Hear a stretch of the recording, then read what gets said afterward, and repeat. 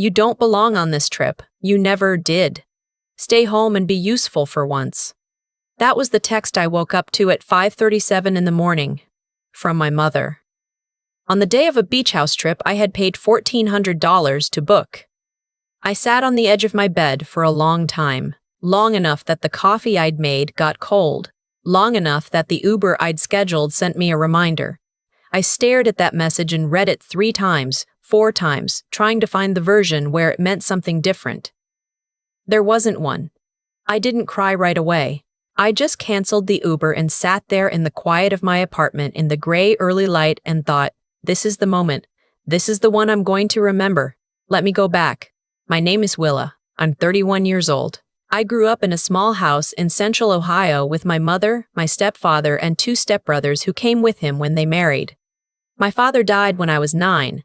A car accident, black ice, February. And after that, it was just my mother and me for about 3 years before she met him. I won't say their marriage was wrong for her. I'll just say it changed things. For her, maybe for the better. For me, in ways I'm still untangling. I was the quiet one, the one who got good grades without being told, who washed dishes without being asked, who learned early that the easiest way to keep peace in a blended house is to need as little as possible. I'm not saying I was a saint. I'm saying I learned to make myself small and then spent the next 20 years wondering why I felt invisible. I put myself through college. Loans, 2 part-time jobs, a scholarship I applied for 11 times before I got it. My mother came to my graduation for exactly 40 minutes, left early because my younger stepbrother had a baseball game, and texted me a photo of a balloon bouquet she'd bought from the grocery store with the caption, "So proud of you." I still have that text. I don't know why I keep it. After school I built something, not something dramatic, just something mine. I got a job as a paralegal at a small firm downtown, worked my way up, started handling more complex cases, got promoted twice. I moved into my own apartment at 24, and for the first time in my life, I felt like I could breathe. My space. My rules. My coffee cup in the dish rack, and no one asking me why I bought the wrong brand of dish soap. But family doesn't let you fully exhale. You know that. The calls started coming regularly around year 2 of living alone, not check-ins exactly, more like assessments. My mother would call and within 4 minutes have worked the conversation toward something she needed. Money for the car repair. Help with the insurance paperwork. Could I look something over? Could I spot them for this? And it was always just this once, just a little, just for now. I said yes. I said yes because I am my mother's only biological child and I loved her, and I believed, for a very long time, that love meant making yourself available to be used. Nobody taught me that. I absorbed it. It was in the air of that house growing up. The first time I noticed the pattern clearly was the summer I was 28. My mother had mentioned in passing that the family, meaning her, my stepfather, and both stepbrothers, now adults, was thinking about renting a house in the Outer Banks for a week. She mentioned it the way you mentioned the weather, casually, not as an invitation. 3 weeks later, she called and asked if I could help cover part of the cost. The rental was $4,200 for the week. She asked if I could do half. I said I'd think about it. I thought about it for 2 days, and then I transferred $2,100 into her account because I told myself it was an investment in the relationship, in belonging, in finally being the person who got to go on the family trip. I was not invited on the trip. I found out through a photo my younger stepbrother posted. The 5 of them on a deck overlooking the ocean, drinks in hand, laughing. I sent my mother a text asking why I hadn't been told when they were leaving. She responded 4 hours later, "We thought you'd be working. You always say you're busy." I had not said I was busy. Not once. I didn't confront her then. I stored it, filed it somewhere in the back of my chest where I kept all the other things I'd stored over the years, all the slights I'd decided weren't worth the fight. The problem with storage is that eventually the room fills up. 2 years after that, my stepfather's older brother passed away and left him a small property, a cabin about 2 hours from where we grew up. Nothing fancy. A few acres, a structure that needed work, My stepfather had no interest in dealing with it, and my mother called me one evening and said, very carefully, that it might be a good investment property if someone could put some money into it. Someone, she said. Not we. Not, could you help us? Someone. I should have heard the distance in that word. I didn't. Or I did, and I ignored it, which is a different problem. I said I'd look into it. I hired an inspector. The cabin needed a new roof, updated electrical, and some foundation work. Total estimate around $22,000. I said I wasn't in a position to put up that kind of money. My mother got quiet the way she gets quiet when she's disappointed, which is its own kind of loud, and the call ended shortly after. The property sat there for another year. Then one day my mother mentioned, again in passing, that my older stepbrother had figured out a situation with the cabin. She seemed pleased. I was glad for them. What I didn't know, what I would not find out until much later, was what a situation actually meant. That summer, I started noticing things. Small things at first. A credit card statement with a charge I didn't recognize. A piece of mail from a title company. An email from an insurance provider I'd never contacted confirming a policy update. I am a paralegal. I deal with documents, discrepancies, paper trails. I know what it looks like when something is off. It looked off. I called the title company first. They were hesitant to give me information over the phone, but the woman I spoke to eventually confirmed that my name appeared on a property transfer document from 14 months prior. For the cabin, I hadn't signed anything. I had never signed anything. I pulled my credit report that night. I pulled all three. I sat at my kitchen table with a glass of water I forgot to drink, and I went through every line. There was a personal loan I didn't recognize, a credit card with a balance of $6,000, a second credit inquiry from an auto lender, all of it recent, all of it my name. I didn't sleep that night. I lay in bed and stared at the ceiling and let myself understand what was happening. Not because I wanted to, because some things are too clear to look away from. In the morning, I called my mother. She answered on the second ring, which she almost never does, which told me she'd been waiting. Mom, I said, I need you to explain to me how my name ended up on the cabin deed. Silence. Then, it was for the financing. We needed a co-signer. I didn't sign anything. Another silence. Longer this time. Rodney handled the paperwork.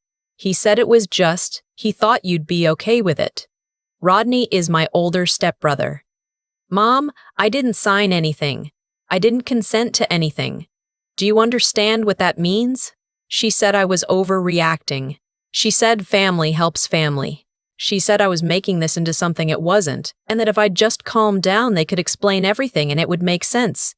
She had a way of doing that, of making the thing that was being done to me sound like something I was doing to everyone else by noticing it. I hung up and sat very still for a long time. I started documenting. I have a legal pad I keep in my desk drawer that I'd been writing notes in for the past several months, dates, conversations. I went back and filled in everything I could remember. Then I made an appointment with a lawyer who handled financial fraud cases, not at my firm, somewhere else, for obvious reasons. I explained the situation. She explained my options. Over the next 6 weeks, I filed a fraud dispute with each credit bureau. I contacted the title company and began the process of having my name removed from the property deed through legal challenge. I placed a credit freeze on all 3 of my reports. I hired a CPA to help me identify every financial instrument that had been opened or modified in my name without authorization. There were more than I'd found on my own. I also, quietly, stopped paying the utilities at my mother's house. I want to explain that. My mother and stepfather owned their home outright. My stepfather inherited it from his parents. But for the past 4 years, I had been paying their electric, gas, and water bills, not because they asked me directly at first. It started when my mother mentioned they were stretched thin and I offered.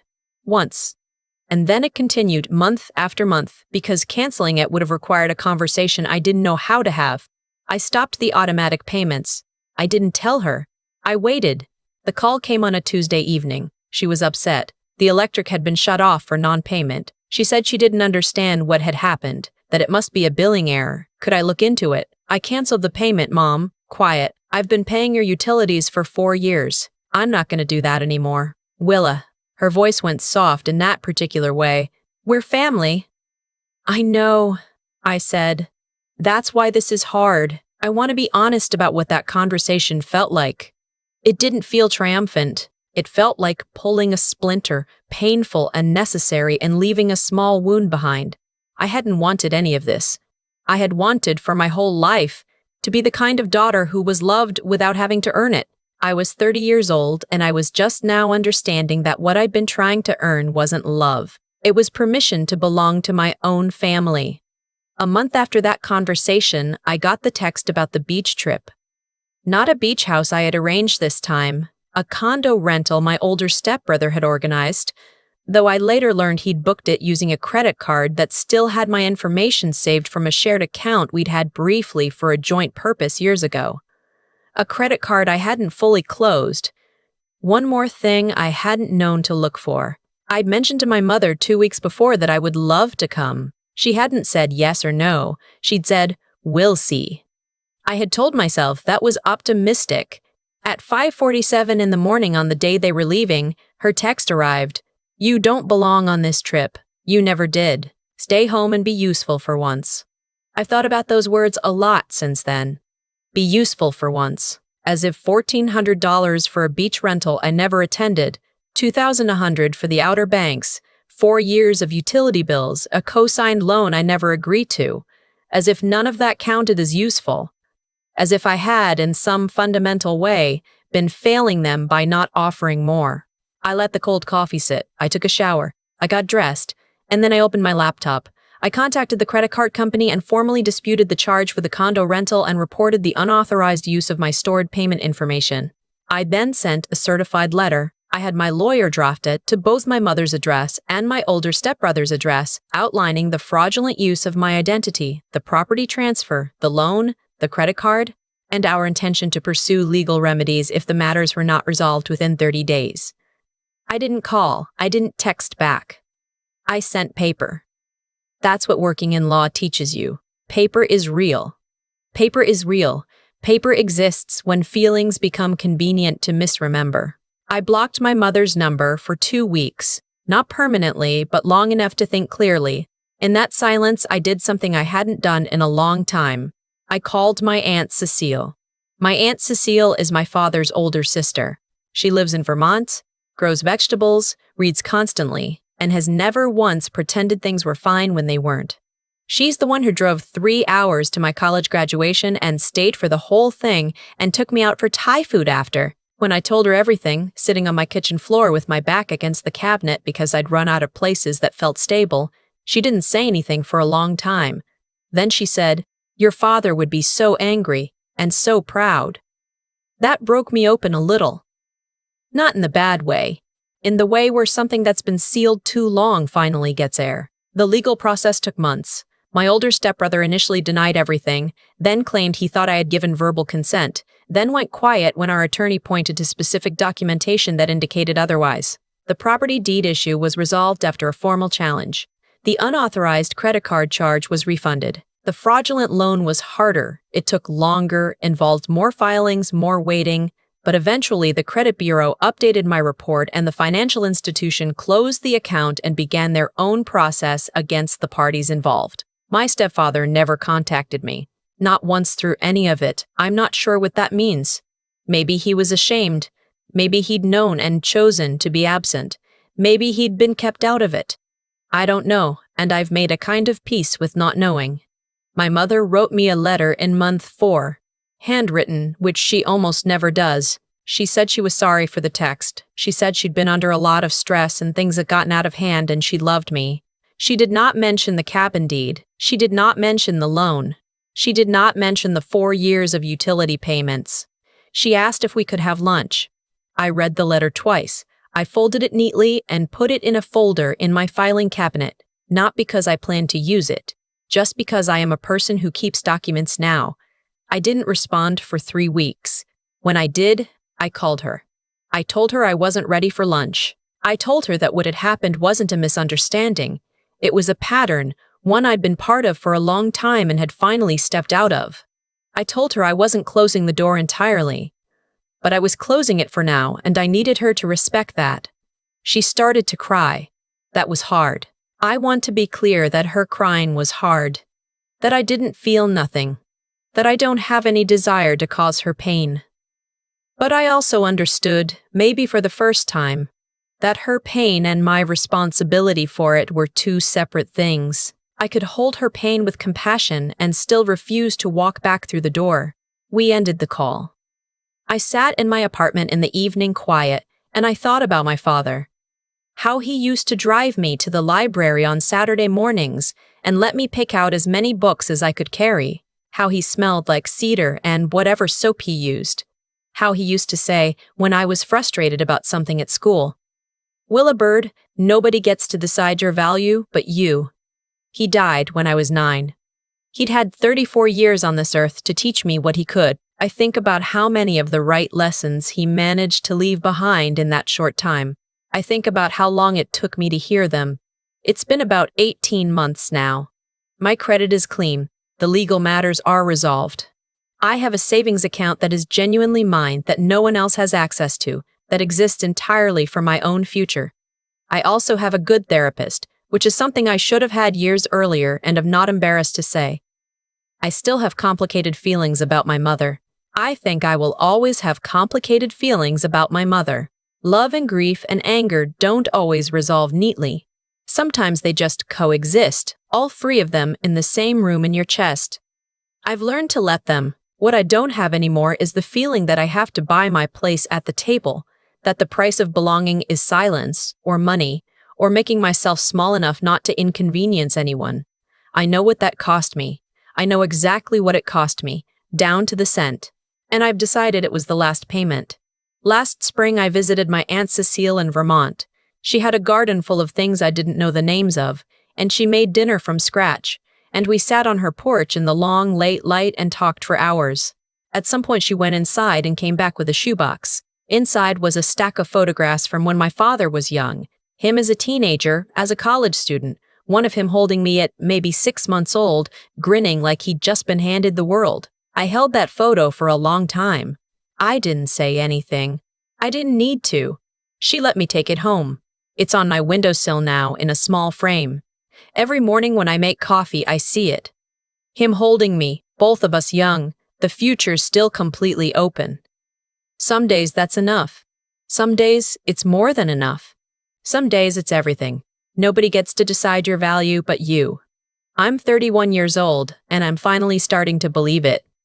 I used to think that being a good daughter meant never letting the account run dry. Not the bank account, but the one inside you that stores patience and forgiveness and the willingness to try again. I kept that account full for a long time, longer than I should have, and for a while I told myself that was strength. Now I understand it was something closer to fear. What happened to me didn't happen all at once. That's the thing nobody tells you about being slowly taken advantage of by people you love. It doesn't feel like a crime while it's happening. It feels like family. It feels like obligation. It feels like the ordinary background noise of being someone's daughter, someone's stepsister, someone who is useful to have around precisely because she doesn't make a fuss. I made a fuss, eventually, and the world didn't end. Here's what I've come to understand about cause and effect, not as some cosmic principle, just as something plain and observable. The way you allow yourself to be treated teaches people what you'll accept. Every time I transferred money without being asked directly, every time I absorbed the slight and said nothing, every time I paid for a trip I wasn't invited on and told myself it was fine, I was teaching. I didn't mean to, but the lesson landed anyway. And Rodney learned it. My mother learned it. Even my stepfather, who stayed silent through all of it, learned that silence was a safe place to stand. I don't say that to assign blame. I've already processed. I say it because I think the most honest thing I can do with what happened is look at my own part in it clearly, not with cruelty toward myself, but with clarity. I kept the door open. I kept refilling the cup. And people who are not particularly ethical will keep drinking from a cup that keeps refilling because that's easier than filling their own. What changed wasn't them. What changed was me. The morning I got that text, stay home and be useful for once, something in me stopped performing. Stopped running the old calculation where I figure out how to make this okay, how to absorb this, how to keep the peace. I just stopped. And in that stillness, I heard my father's voice, the one I'd been carrying since I was 9 years old. Nobody gets to decide your value but you. I had been letting other people decide my value for over a decade. Not because I was foolish, because I was grieving and alone, and I needed to belong somewhere so badly that I was willing to pay for the privilege in every way a person can pay.